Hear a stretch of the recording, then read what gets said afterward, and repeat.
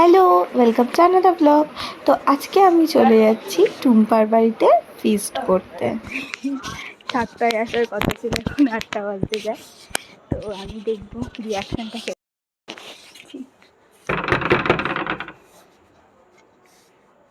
টুম্পা, হ্যাঁ হ্যালো। যাই হোক, আমাকে খুব একটা গালি খেতে হয়নি। এখানে টুম্পা ম্যাডাম রেডি হয়ে চলে এসেছে। ও ভাবছিল এটা ফটো তোলা হচ্ছে।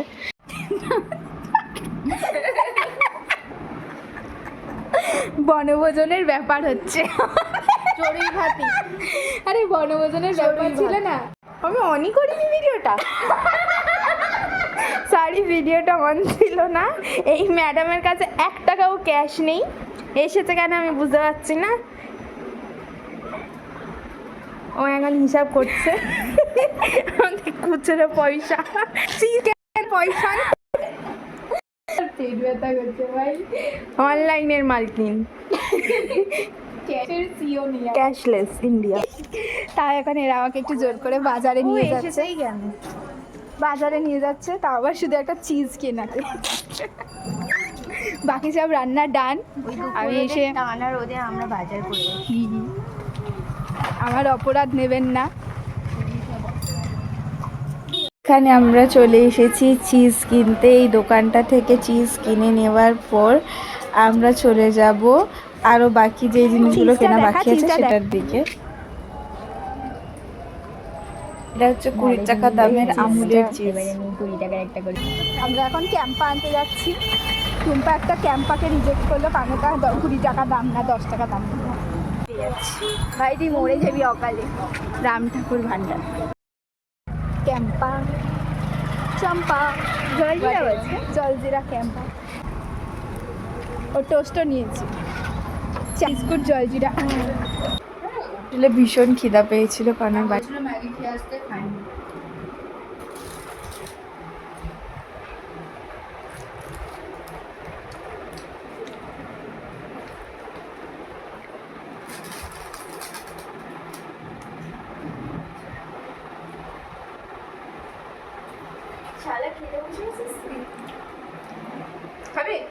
গরিব মানুষ একটা একা একা খেয়ে যাচ্ছে, কাউকে অফার করা প্রয়োজন মনে করে না।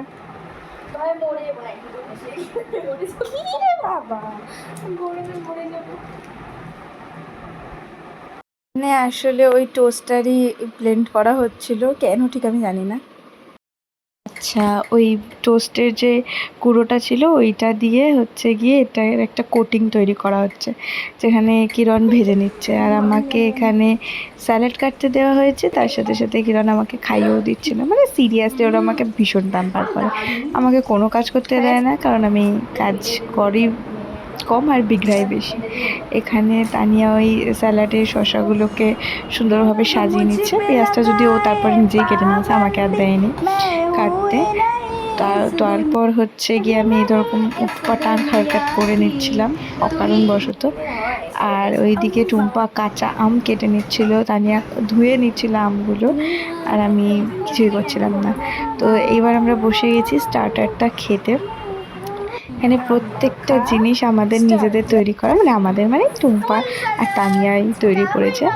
আর কাঁচা আমটাও হচ্ছে গিয়ে তানিয়াই মেখেছে। তো আমি এখানে স্টার্টারগুলো খেয়ে নিচ্ছিলাম, মানে খাবার আগে ফটো তোলা তো মাস্ট। তো আমি খেতে খেতে ফটো তুলছিলাম, দেখছিলাম। আর ওইদিকে তানিয়া হচ্ছে কাঁচা আম খাচ্ছিল। আমি কাঁচা আম খুব একটা পছন্দ করি না, তো আমি খাইনি কাঁচা আম। ভিতরে পুরো চিজ, তানিয়াও চিজ বল নিয়েছে।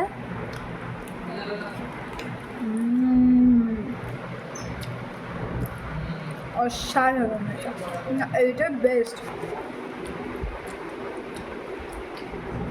চিজ বল, পুরো দোকানের মতো ভাই। আর all credit goes to her, all credit উঠছে না। এই যে আমাদের কাচ্চি বিরিয়ানি, যেটার বাজার থেকে শুরু করে সমস্ত রেডি তানিয়া আর টুম্পা করেছে। আর এটা ছিল চিকেন মহারানি। তো এরপর আমরা খেতে বসে গেছি।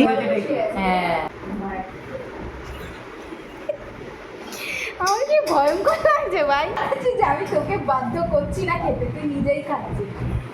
রাখছি, তাহলে আমাকে আবার ফাঁসিয়ে দিবি।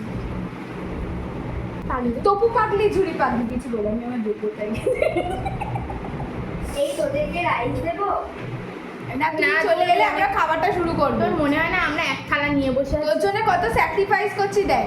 না, আমাদের বিরিয়ানি, আমাদের বিরিয়ানি তার পাশে স্যালাড, সব নিয়ে বসে আছি। ও গরম বিরিয়ানিটা একটু ছড়িয়ে দেবে ওপর দিয়ে।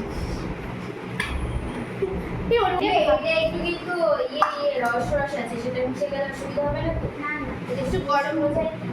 আমি শুকনো বিরিয়ানি খাই না। হবে না, এদিকেই চলে যেতে হবে। কথা বলার কোনো ধরন নেই, বিরিয়ানির রস নিয়ে উঠে যাচ্ছে বিরিয়ানিটা গরম করার জন্য, আর আমি আমার থালাটা ওর হাতে দিয়ে পাঠিয়ে দিচ্ছি।